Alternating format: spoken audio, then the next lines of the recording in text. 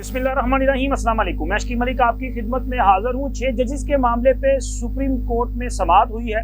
7 रुकनी bench के रूबरू इस 1.5 घंटे की समाअत में कई नई कहानियां खुली हैं।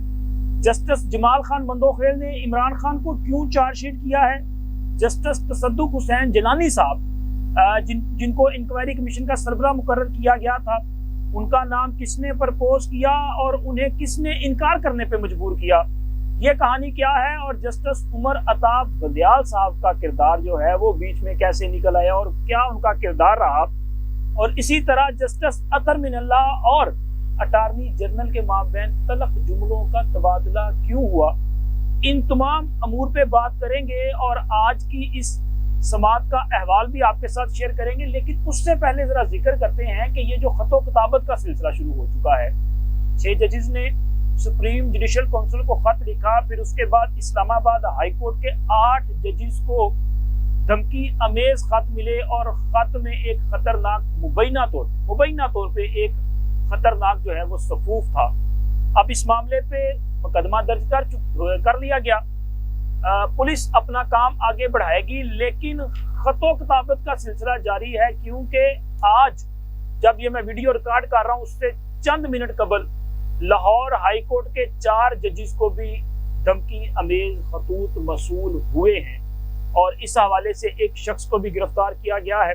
जो इतलात सामने आई हैं उनके मुताबिक जस्टिस शुजात अली खान, ये सीनियर जज हैं लाहौर हाई कोर्ट के, इनके साथ साथ जस्टिस शाहिद बिलाल हसन, जस्टिस आबिद अजीज शेख और जस्टिस आलिया नीलम साहबा जो हैं, इन्हें खतूत मसूल हुए हैं और खतूत एक निजी कोरियर कंपनी के जरिए भिजवाए गए हैं और खत डिलीवर करने वाला जो कंपनी का मुलाजिम है इसे हिरासत में ले लिया गया है। पुलिस की तरफ से इस मामले की इंक्वायरी शुरू कर दी गई है और पुलिस का ये कहना है कि मुकम्मल इन्वेस्टिगेशन के बाद हकायक जो हैं वो आपके सामने लाए जाएंगे।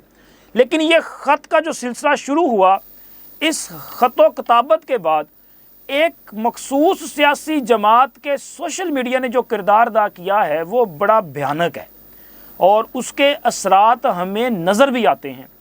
देखें जी, 6 जजेस ने ख़त लिखा और ख़त लिखे जाने से पहले ही लावा फटने की खबर दे दी गई, फिर उसके बाद कहा कि लावा फट गया।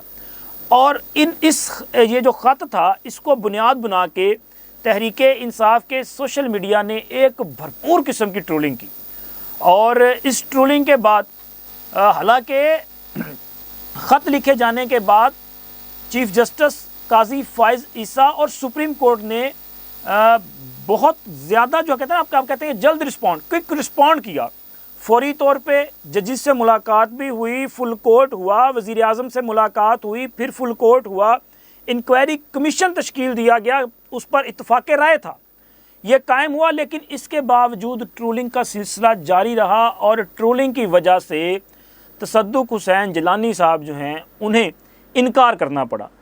कमीशन ख़त्म हुआ, चीफ जस्टिस ने आज खुद नोटिस लिया, 7 रुकनी बेंच कायम कर दिया गया, क्योंकि इस मामले को जो है वो पसे पुश्त नहीं डाला गया। इसकी नज़ाकत का इदराक करते हुए, मामले की संगीनी को समझते हुए फौरी तौर पे इसकी समाअत का आगाज़ करने का फ़ैसला किया गया। लेकिन तहरीके इंसाफ के सोशल मीडिया ने फिर भी इस पर ट्रोलिंग का सिलसिला जारी रखा और कहा नहीं जी, काजी फाइज को इसमें शामिल नहीं होना चाहिए।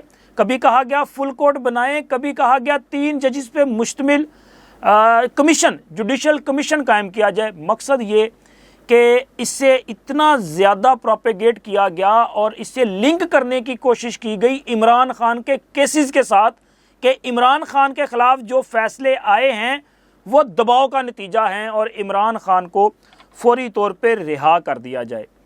अब ये ख़तो किताबत का सिलसिला इस्लामाबाद हाई कोर्ट अब लाहौर हाई कोर्ट की तरफ बढ़ चुका है, यानी कि इस पूरे एपिसोड से कोई है जो फ़ायदा उठाने की कोशिश कर रहा है।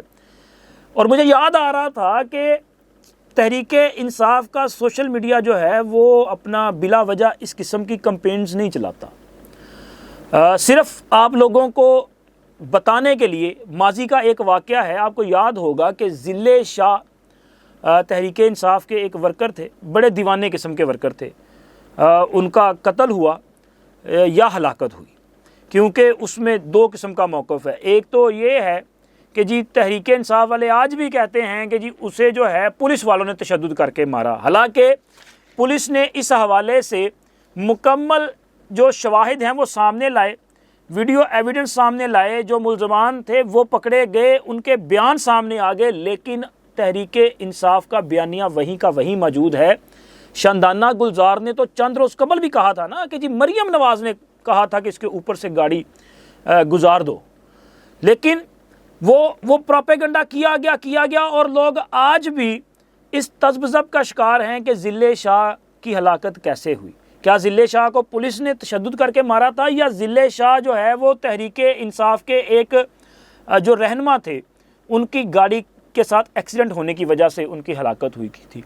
क्योंकि वो तो गाड़ी फिर पकड़ी गई, वो गाड़ी के ज़रिए, वो गाड़ी जिस पे इनको सर्विस हॉस्पिटल ले जाया गया था, सारी चीज़ें सामने आ गई। लेकिन प्रोपेगेंडे का असर इतना है कि लोग आज भी सोचते हैं कि यार ये जो सोशल मीडिया पे बात की जा रही है ना तहरीक इंसाफ की तरफ से, ये शायद ज़्यादा सच्ची कहानी जो है वो उनको लगती है।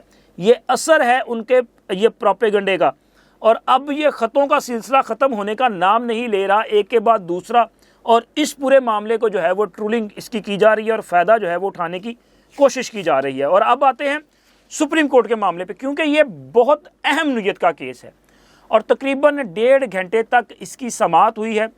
7 रुकनी बेंच ने सुप्रीम कोर्ट में इस पर समाअत की, लेकिन मज़े की बात यह है कि यहाँ पर भी तहरीक इंसाफ वाले अपनी हरकतों से बाज नहीं आए। एक तो जैसे ही आज केस की समाअत का आगाज़ हुआ तो चीफ जस्टिस साहब ने अटार्नी जनरल साहब को रोस्ट्रम पे बुलाया और उन्हें कहा जी हम केस का आगाज़ कहाँ से करें, तो हामिद खान साहब रोस्ट्रम पे आ गए। उन्होंने कहा कि जी मैंने इस मामले पे जो है लाहौर बार की तरफ से एक दरख्वास्त दायर की है, तो लिहाजा उसको भी सुना जाए। चीफ जस्टिस साहब ने कहा कि हामिद खान साहब, वो दौर गुजर गया कि जब चीफ जस्टिस के चैम्बर में मुलाकातें होती थीं और दरख्वास्तें फौरी तौर पे समाअत के लिए मुकर्रर कर दी जाती थी। अब कमेटी फैसले करती है। Supreme court practice and procedure act के बाद कमेटी कायम है, वो देखेगी, वो फैसला करेगी, तो कमेटी ही इस चीज़ का जायज़ा लेगी। इसी तरह एतजाज़ एहसन के वकील जो हैं महमूद अहमद हसन साहब हैं या महमूद हसन साहब, आई थिंक नाम उनका गलत ना हो जाए, वो भी आए, उन्होंने भी यही कहा जी हमने भी एक दरख्वास्त दी है। तो चीफ जस्टिस साहब ने उनको भी यही जवाब दिया कि मैं ये गुजारिश कर चुका हूँ कि कमेटी ने फैसला करना है। जस्टिस मुनीब अख्तर साहब मौजूद नहीं है इस्लामाबाद में, तो लिहाजा वो आएंगे, फिर उसके बाद इस मामले को देखेंगे, तो मैं खुद इस पर कोई फ़ैसला जो है वो नहीं करूँगा। लेकिन इसके बाद जैसे ही केस की समाअत का आगाज़ हुआ तो उस पर अटार्नी जनरल साहब और चीफ जस्टिस के माबैन जब मुख्तलिफ सवालों जवाब का सिलसिला आगे बढ़ा, तो एक मौके पे चीफ जस्टिस साहब ने कहा कि मुझे हैरत होती है कि बाज़ वकला ये मुतालबा करते हैं कि इस मामले पे चीफ जस्टिस को अज़ खुद नोटिस लेना चाहिए। उन्होंने कहा जो अज़ खुद नोटिस का मुतालबा करते हैं ना, बेहतर ये है कि वो वकालत छोड़ दें, उनको वकालत नहीं करनी चाहिए। और इसी तरह चीफ जस्टिस साहब ने दौरान समाअत जो है उन्होंने बड़ी वजाहत के साथ इस पर भी बात की। उन्होंने कहा जी बाकायदा तौर पे जो है वो प्रोपेगेंडा किया जाता है और झूठ को जो है वो फैलाया जाता है। उन्होंने कहा कि जब ये मामला पेश आया, यानी कि जजिस के खत का मामला, इस पर फौरी तौर पे जजिस के साथ मुलाकात की। उन जजिस ने सुप्रीम कोर्ट और चीफ जस्टिस पर मुकम्मल एतमाद का इजहार किया। फुल कोर्ट बुलाया गया, फुल कोर्ट में मामला रखा गया और फुल कोर्ट में इस बात पर इत्तफाक़े राय पाया गया कि चीफ जस्टिस काजी फायज़ साहब वज़ीर आज़म से मुलाकात करें और इस मामले पे जो है वो इंक्वायरी कमीशन कायम होना चाहिए। इसी तरह दौरान समाअत ये भी इंकशाफ हुआ, ये भी चीफ जस्टिस साहब ने बताया कि तसद्दुक़ हुसैन जिलानी साहब और जस्टिस नासिरुल मुल्क साहब के 2 नाम जो हैं वो सुप्रीम कोर्ट की तरफ से हुकूमत को दिए गए कि इनमें से किसी एक को भी जो है वो इंक्वायरी कमीशन का सरबराह मुकर्रर कर दिया जाए। फिर उसके बाद अदालत में ये इंकशाफ भी हुआ कि इस मुलाकात के बाद जो चीफ जस्टिस मंसूर अली शाह और रजिस्ट्रार के साथ साथ वज़ीर आज़म, वज़ीर कानून और अटार्नी जनरल, ये जो मुलाकात हुई थी ये ऑफिशियल मुलाकात, इस मुलाकात के बाद वज़ीर जो कानून है उन्होंने लाहौर में तसद्दुक़ हुसैन जिलानी साहब से मुलाकात की और उन्हें बताया कि उनका नाम सुप्रीम कोर्ट की तरफ से तजवीज़ किया गया है, जिस पर उन्होंने कहा कि इसके TORs क्या होंगे। फिर TORs उनके साथ शेयर किए गए तो उनकी हदायत पर या उनकी मर्जी के मुताबिक टीआरएस में एक इजाफा किया गया कि अगर कमीशन चाहे तो इसी किस्म के दूसरे किसी मामले की भी इंक्वायरी करना चाहे तो वो इंक्वायरी कर सकता है। ये भी जो नुक्ता था वो टीआरएस में शामिल किया गया, लेकिन फिर अचानक उन्होंने इनकार कर दिया। तो सर उन्होंने इनकार इसलिए किया कि ये चीफ जस्टिस साहब ने अदालत में भी इस बात पे जो है वो अफसोस का इजहार किया कि तसद्दुक हुसैन जिलानी साहब जो हैं वो बड़े शरीफ नफ्स इंसान हैं, बड़े आइन और कानून पसंद जज हैं और बगैर किसी दबाव के वो फैसला करते हैं। और मैंने उनका नाम भी इसीलिए दिया था कि वो इस पर बेहतर इंक्वायरी जो है वो कर सकते हैं, लेकिन इतनी ज़्यादा जो है वो ट्रोलिंग की गई, प्रोपेगेंडा किया गया और इस किस्म के ज़ाती मामला जो हैं वो उछाले गए कि तसद्दुक हुसैन जिलानी साहब ने इससे इनकार कर दिया। इसी तरह चीफ जस्टिस साहब ने दौरान समाअत जो है उन्होंने कहा कि आजकल हम गोबल्स का ज़माना जो है वो वापस ला रहे। अच्छा, ये गोबल्स जो है ना, आई थिंक ये जोसेफ गोबल्स जो है वो हिटलर का वजीर हुआ करता था, प्रोपेगेंडा वजीर। इसका काम ये था कि सिर्फ प्रोपेगेंडा करना। और आज आप देखें ना तो ये काम कौन कर रहा है सर? ये तहरीक इंसाफ का सोशल मीडिया कर रहा है और इतनी जटाई के साथ झूठ बोलता है कि सच का गुमां होता है और लोगों की जाती जिंदगियों को उछाला जाता है, उन्हें मजबूर किया जाता है कि जो ये चाहते हैं वो फैसला किया जाए। और ऐसा हो रहा है, आप देखें ना कि तसद्दुक हुसैन जिलानी साहब ने 24 घंटे के अंदर अंदर जो है फैसला किया कि जनाब मैंने ये काम नहीं करना। उन्होंने इनकार कर दिया, वो हाथ खड़े करके साइड पे चले गए। चीफ जस्टिस ने 7 रुकनी बेंच कायम किया, 184 के तहत खुद नोटिस लिया। तो उसके बाद भी आप देखें ना ट्रोलिंग का सिलसिला जारी, का मकसद ये था कि काजी फायज ईसा भी भाग जाए और ये बेंच भी टूट जाए और उनकी मर्जी का बेंच जो है वो तश्कील दिया जाए। अब पता नहीं वो क्या चाहते हैं, किससे जो है इस पूरे मामले की तहकीक और तफ्तीश जो है वो कराना चाहते हैं। लेकिन दौरान समाअत जो है वो कई अहम इंकशाफात भी हुए। मैंने सारा केस आपके साथ नहीं रखना चूंकि आपके पास खबर आपके पास आ चुकी है, लेकिन इसमें चंद अहम जो पॉइंट्स हैं वो आपके साथ शेयर जरूर करने हैं, उस पर एनालिसिस भी देना है, क्योंकि इस केस ने माजी की कई कहानियों को ओपन कर दिया है। कई लोगों के किरदार जो हैं वो बेनकाब हुए हैं। काजी फायज ईसा साहब ने तो ये जो प्रोपेगेंडा किया जा रहा था कि जी तसद्दुक जिलानी का कमीशन जो है वो एग्जेक्टिव ने अपनी मर्जी से बना दिया या एग्जेक्टिव के खिलाफ शिकायत थी, एग्जेक्टिव ने ही इस पर जो है वो कार्रवाई करनी। क्योंकि दौरान समाअत जस्टिस अतर मिनल्ला साहब ने भी ये रिमार्क्स दिए। उन्होंने भी कहा कि देखें जी एग्जेक्टिव पर के खिलाफ जो है वो शिकायत है और एग्जेक्टिव को ये इख्तियार दे दिया कि जी वो इसकी इंक्वायरी करें, जिस पर अटार्नी जनरल साहब ने कहा कि इंक्वायरी कमीशन एक्ट के तहत ये कमीशन कायम किया गया था। और चीफ जस्टिस साहब ने कहा कि ये कमीशन जो है ये सुप्रीम कोर्ट की राय के बाद कायम किया गया था और ये जो नाम दिए गए थे ये हमने ही नाम दिए थे। और इसी तरह अटार्नी जनरल साहब ने अतर मिनल्ला साहब को मुखातब करते हुए या उनको जवाब देते हुए कहा कि ये जो कमीशन है, इंक्वायरी कमीशन 2017 का जो एक्ट है, इसके मुताबिक इस कमीशन के पास एक जज के इख्तियार हैं, ये अदालत की तरह काम करता है। अगर ये चाहे और ये समझे कि इस मामले को मजीद इन्वेस्टिगेट करना है और इस पर GIT बनानी पड़े तो वो GIT भी बना सकता है। और इसी तरह ये तौहीन अदालत की कार्रवाई करने का इख्तियार भी रखता है। इनके पास तो एक अदालत जैसे ही इख्तियार थे, जिस पर ज़ाहिर है चीफ जस्टिस साहब की भी वो उनकी वजाहत भी आई। इसी तरह बेंच की तरफ से जो है वो दीगर चीज़ें भी जो हैं वो सामने आई। लेकिन जस्टिस अतर मिनल्ला साहब के हवाले से मुझे याद आ रहा था कि जस्टिस अतर मिनल्ला साहब जो हैं जब ये चीफ जस्टिस हुआ करते थे तो इस्लामाबाद हाई कोर्ट के उस वक़्त राना शमीम साहब थे, एक आई थिंक के गिलगित बल्तिस्तान या आज़ाद कश्मीर के जज, पूरा मुझे मतलब भूल गया। उन्होंने एक बयान हल्फी दिया था जिसमें साकिब निसार साहब की ऑडियो का जिक्र था, ये था। लेकिन अतर मिनल्ला साहब ने कहा था कि ये मुमकिन ही नहीं है कि मेरे किसी जज पर कोई दबाव डाल सके या कोई उससे रब्ता भी कर सके। और आज अतर मिनल्ला साहब ने पता क्या कहा अदालत में?